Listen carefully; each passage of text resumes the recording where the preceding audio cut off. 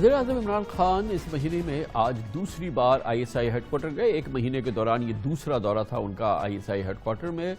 ये मौका था बहुत अहम। वज़ीर-ए-आज़म की सरबराही में नेशनल इंटेलिजेंस कोऑर्डिनेशन कमेटी जो हालिया दिनों में कायम की गई, ये इसका पहला इजलास हुआ। वफाकी काबीना ने इंसदाद दहशतगर्दी और दूसरे उमूर के लिए हसास इदारों के दरमियान यानी इंटेलिजेंस एजेंसीज के दरमियान मालूमात के तबादले की सिफारिशात पिछले साल वज़ीर-ए-आज़म को पेश की थी। पिछले साल नवंबर में वज़ीर-ए-आज़म ने इस सिलसिले में नेशनल इंटेलिजेंस कोऑर्डिनेशन कमेटी की मंजूरी दी थी। इस साल 22 जनवरी को हुकूमत ने इस कमेटी के क़याम का नोटिफिकेशन भी जारी किया।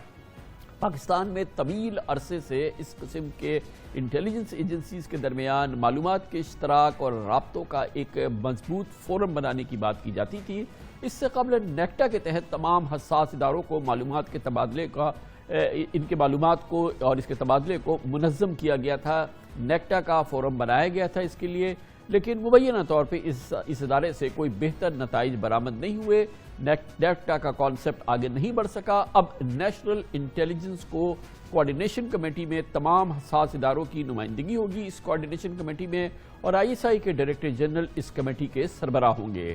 ये नया फोरम, इस पर बात करने के लिए हमने दावत दी है पाकिस्तान के सीनियर पुलिस ऑफिसर जनाब शुएब सडल, साबिक इंस्पेक्टर जनरल पुलिस रहे हैं सिंध पुलिस के, और आप डायरेक्टर भी रहे हैं इंटेलिजेंस ब्यूरो के। बहुत बहुत शुक्रिया डॉक्टर साहब, आपने हमें ज्वाइन किया है। ये एक बार फिर ये बात हुई है कि इंटेलिजेंस कोऑर्डिनेशन के लिए अब एक नया फोरम बना दिया गया है, नेशनल इंटेलिजेंस कोऑर्डिनेशन कमेटी। ये काविशें इससे पहले कई बार हो चुकी हैं डॉक्टर साहब। जी कामरान साहब, बिल्कुल आप सही कह रहे हैं कि ये काविशें बहुत दफ़ा हुई हैं, और अभी ये जो लेटेस्ट काविश है इसका भी रिज़ल्ट्स जो हैं इनको देखेंगे कि कैसे, क्योंकि प्रॉब्लम जो है ना इंटेलिजेंस एजेंसीज़ की वर्किंग में वो ये है कि कोई भी एजेंसी अपने ऑपरेशंस और अपनी इंफॉर्मेशन उसको शेयर करने को तैयार नहीं है। कुछ तो हमारा एक कल्चरल भी इश्यूज हैं, और हम चाहते हैं कि हम जो हेड ऑफ गवर्नमेंट है उसको डायरेक्ट खुद बात बताएं ताकि हमारा जो क्रेडिट है वो हमें मिले। तो अब ये जो अरेंजमेंट की गई है कि भाई सारी बाकी एजेंसीज जो हैं वो अंडर ISI चीफ काम करें, तो I think we have yet to wait and see कि इसके रिजल्ट्स जो हैं वो क्या आते हैं। क्या डॉक्टर साहब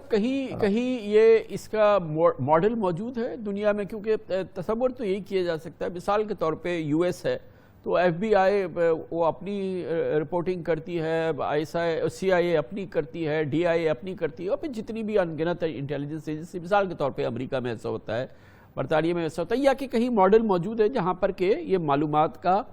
तबादला जो है वो मुनज़्ज़म किया जाए और इश्तराक हो, और फिर उसकी एक नेशनल इंटेलिजेंस असेसमेंट हो?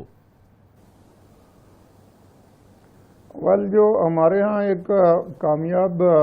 मॉडल था ना किसी हद तक, वो भुट्टो साहब ने अपने वक्त सेटअप किया था, इस तरह से कि एक सेल जो है इंटेलिजेंस कोऑर्डिनेशन सेल उसको कहते थे, वो with in the PM secretariat काम करता था, और तमाम जो इंटेलिजेंस एजेंसीज हैं उनकी इंफॉर्मेशन उस सेल में कोलेट होती थी, और उसके बाद अकॉर्डिंगली प्राइम मिनिस्टर को ब्रीफ कर दिया जाता था जो भी इम्पॉर्टेंट चीज़ होती थी। और उस वक्त एक बड़े सीनियर IG थे राव रशीद साहब, who later joined the People Party also, और अल्लाह ताला उनकी मग़फ़िरत करे। तो professionally he was a very sound officer. तो उनके नीचे एक सेल था जिसमें DIG और SP रैंक के लोग थे, और इवन मिलिट्री साइड से भी कुछ ऑफिसर उधर बैठते थे। तो दैट वाज वन मॉडल।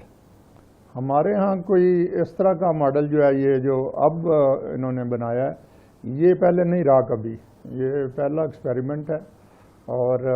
इसके रिजल्ट्स जो हैं इनको देखना होगा, क्योंकि جو آپ نے امریکہ کی بات کی، دیکھیں امریکہ میں FBI CIA سارے ان کی موجودگی میں بھی 9/11 ہوا، اور 9/11 کمیشن کی پھر جو رپورٹ آئی وہ بیسیکلی یہ تھی کہ پور کوآرڈینیشن، انٹیلیجنس ایگزسٹ کرتی تھی but it could not be coordinated, تو لہٰذا انہوں نے پھر یہ آپ کو پتہ ہے ہوم لینڈ سیکورٹی ایک سیپریٹ سیٹ اپ لائے، اور ہوم لینڈ سیکورٹی میں اب یہ اور ساری چیزیں بہرحال اب ہمیں دیکھنا یہ ہے، جیسے آپ نے فرمایا کہ یہ ابھی تو ظاہر ہے کہ اس پڈنگ کا ٹیسٹ ابھی ہمیں دیکھنا ہے کہ کیا نکلتا ہے، اس کا نتیجہ کیا نکلتا ہے، لیکن بہرحال ایسا ہوتا ہے کہ جس وقت یہ نیشنل ہماری انٹیلیجنس کوآرڈینیشن کمیٹی کا پہلا اجلاس ہوا، اس سے تھوڑی دیر پہلے ہی لاہور میں یہ ایک دہشت گردی کا بڑا واقعہ ہو گیا، اور جس کو انڈین میڈیا نے کہا کہ ہم نے حافظ سعید کے گھر کے علاقے کو ہم نے ٹارگٹ کیا ہے۔ گویا کہ چیلنج جو ہے دہشت گردی کا وہ ہمارے لیے موجود ہے، اور ہمیں اپنے سارے جو ریسورسز ہیں انہیں کولیٹ کر کے کم از کم جو ٹیررزم کے حوالے سے جو ہے وہ ایک یونائٹڈ فرنٹ دینا ہے۔ ایبسلیوٹلی، اور یہ دیکھیں نا، یہ جو ابھی پرائم منسٹر یا کچھ اور منسٹرز بھی اس کمیٹی میں اس وقت بیٹھ رہے ہیں، الٹیمیٹلی تو ان میں سے کسی کو بھی نہیں ہونا، صرف جو انٹیلیجنس چیفز ہیں وہ بیٹھیں گے آپس میں انفارمیشن شیئر کریں گے، اللہ کرے کہ وہ واقعی اس فورم پہ شیئر کرنا مطلب ایک روٹین بنا لیں۔ لیکن ڈاکٹر صاحب یہ فرمائیے گا، آپ کا تجربہ، اور یہ تو ایک ہائی فلائنگ ایک سمبولک میٹنگ ہو گئی، اس کے لیے تو ایک آپریشنل نیٹ ورک کی اور ہیڈ کوارٹرز کی ضرورت ہے، جہاں پہ بڑے آپریشنل انداز کے تحت جو ہے وہ معلومات کا تبادلہ ہو، اور پھر اس کی ایکسیکیوشن ہو، اور اس کے فالو اپس ہو۔ وہ تو ایک بڑا پروفیشنل، بہت ہارڈ پروفیشنل، بالکل ایک بہت ہی ہارڈنڈ قسم کے جو سینئر آفیسرز ہو آپریشنل لیول کے، ان کو اس میں حصہ لینا ہوگا، جو باقاعدہ تبادلے کا کوئی نظام اگر بنے تو۔ ہاں ایبسلیوٹلی، اور جب ساری انفارمیشن جو ہے وہ کولیٹ ہو جائے، انالائز ہو جائے، تو پھر اس میں جو ضروری باتیں ہیں وہ پرائم منسٹر کو پہنچائی جانی چاہیے، لیکن ادروائز پرائم منسٹر اگر اس میں ایک دفعہ بیٹھ آئیں سال میں ایک دفعہ، تو it is not going to make much of a difference,